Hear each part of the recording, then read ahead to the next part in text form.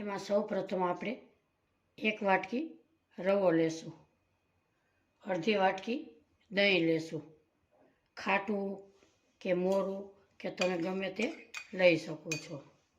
એમાં આપણે 1 વાટકો રવો લીધો તો 1 વાટકો પાણી ઉમેરીશું, એને આપણે સારી રીતે હલાવી લેશું।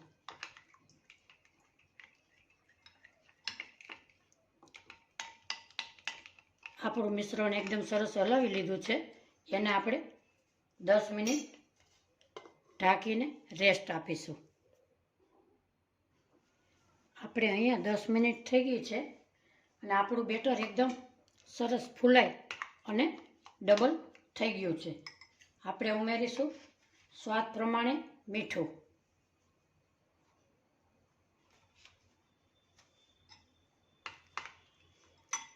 ફણસી, લીલા વટાણા, ગાજર, ધાણા ભાજી,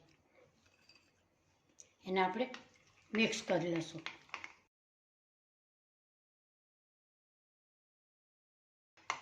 એને સોફ્ટ કરવા માટે આપણે અડધી ચમચી મીઠા સોડા ઉમેરીશું, તમે ઈનો વાપરી શકો છો।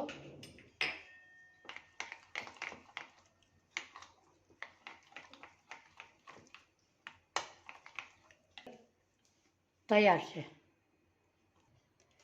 હવે આપણે ગેસ ઉપર એક ઢોકરિયું મૂકેલું છે, એને તમારે ગરમ થાય એકદમ ત્યારે જ ઇડલી મૂકવાની છે। હવે આપણે એક ઢોકરિયાની ડીશ લીધી છે, એને આપણે તેલ લગાવીશું।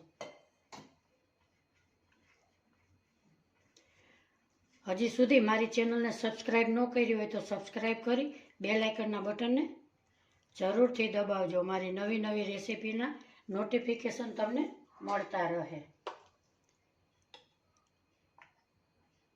આપણે આવી રીતે ભરીશું। આપણી ઇડલી ભરાઈ ગઈ છે, હવે આપણે સ્ટીમ કરવા ઢોકરિયામાં મૂકીશું। અહીંયા આપણું પાણી ઉકળી ગયું છે,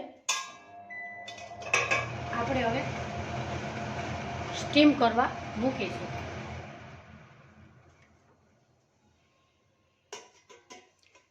10 થી 12 મિનિટ આપણે એને રાખીશું।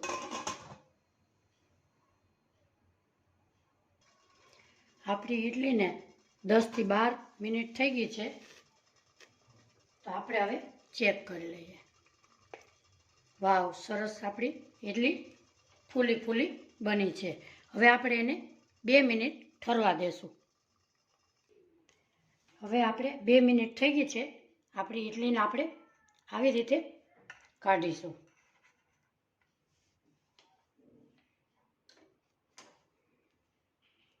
એકદમ સ્પંચી અને પોચી રૂ જેવી બની છે। હવે આપણે સર્વ કરીશું।